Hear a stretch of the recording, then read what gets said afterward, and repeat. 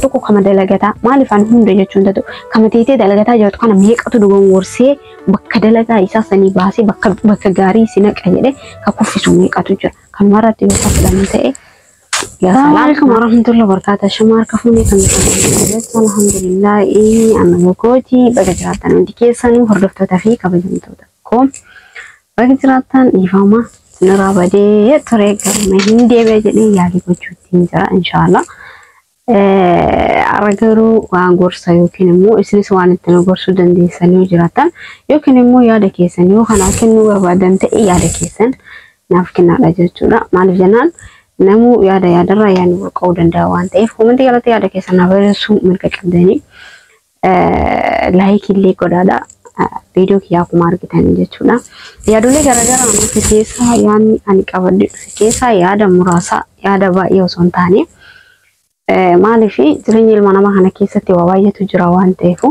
jireenya ilma namaa kana keessatti wanti waa'een jiru keessaa maal isin fakkaate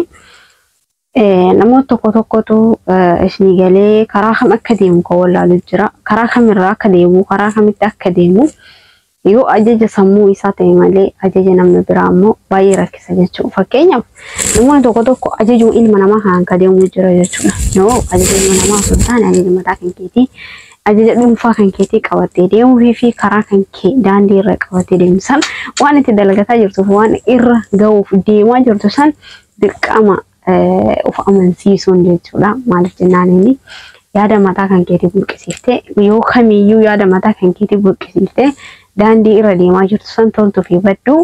addaan baafatuun dirqama kan keetii maaliif jennaan toltuu yoo taate ka irra deemuu qabu sihi badduullee yoo taate ka irra deemuu qabu sihi waan ta'eef jecha maaliif waa kamiyyuu ta'ee jiru tana keessatti wallahi daandii irra deemtu san yoo ati mataa kan keetiin murteeffatte mataa kan keetiin daandii kun na baasaa nan baasuu jetta yoo ati mataa kan keetiin hin murteeffatin hin rakkisa maaliif jennaan namoonni hedduutu karaa irra deemu san irratti rakkatee maaliif karam akka deemu kan wallaaluu baay'eetu jira jechuudha. Sababa maalirraa kan ka'e kun hundinuu ajajoota ilma namaa sammuu namaatiin namni deemu hedduutu jira. Injiru jedhinaadha injiru. Fakkeenyaaf waan kana godha jettee namni tokko namni duuba si harkisu tokko yoo ka jiraatu ta'e ulfaata. Maaliifuu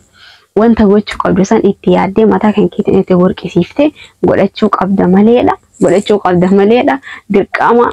yaanni nama sanii naa ta'e jettee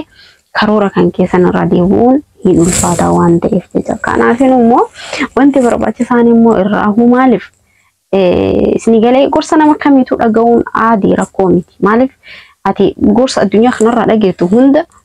gimmaasha keessaa fudhattee gimmaasha garuu dhiisuus ni dandeetta rakkoo miti maaliif ree atillee ajaja sammuu kan keetii qabda waan ta'eef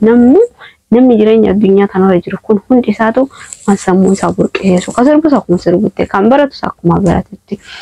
kaniin waa baay'ee uummata kennaaf ta'us akkuma uummataaf ta'utti kan immoo jireenyuma dhuunfaa ofii kanaayyuu kaayeffatee seeraan jireenya ofii jiraataa jiru hedduutu jira maaliif jennaan namoota akkasiitirraa maal akka baratuu fi maal akka hin baranne sansitu addaan beeka maaliif namoonni beekumsa qaban miidiyaa kanarratti alhamdulillah hedduu keessaa namni kennan ni baay'ata mashaallah maaliif jennaan namni beekumsa qabu hin jiru yoo kayyatan ta'ee dogongora guddaadha namni beekumsa qabu hedduutu jira waan ta'eef daandii namoota akkasiisan deemuu garamitti si barbaachisa akkamitti si barbaachisa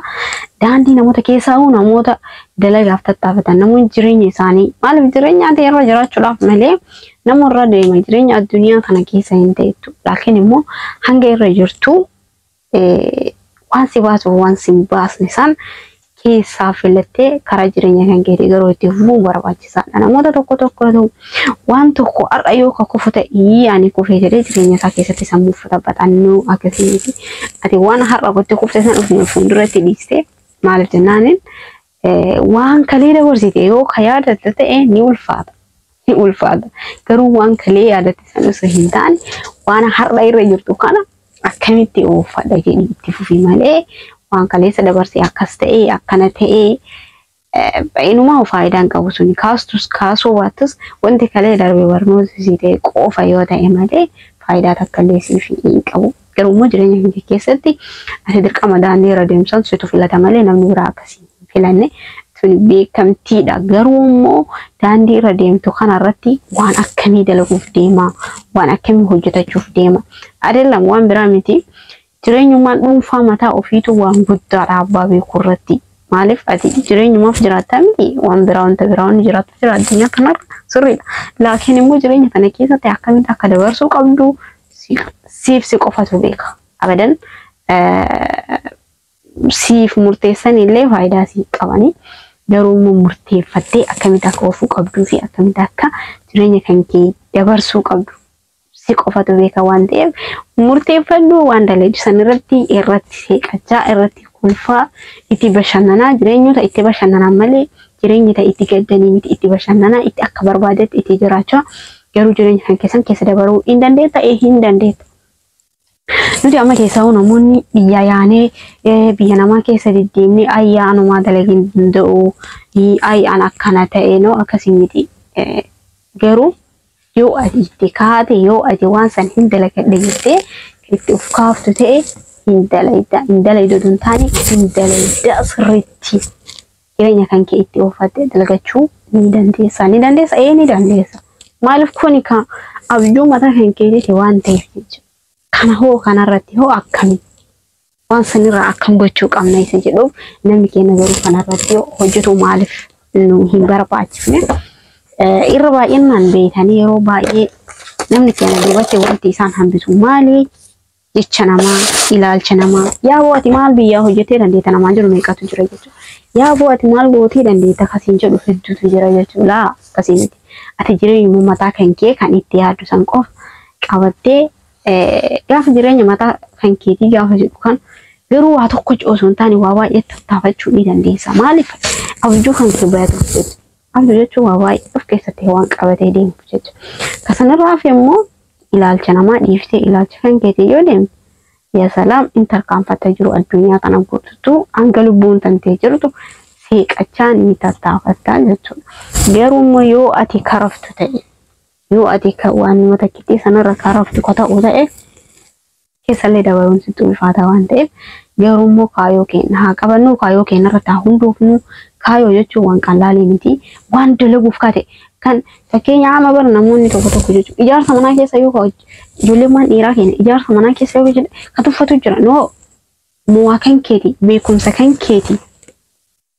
Namoonni tokko waan xiqqaa wayii namni sun dalagee yoo argu ta'e kaayoo keeti sun kaayoo mataa isaati ka tuffatu hedduutu jira. Gizee takkaan namni tarkaanfatee fooqee ijaaru gonkumaa hin jiru addunyaa kanarratti. Inni maali jennaan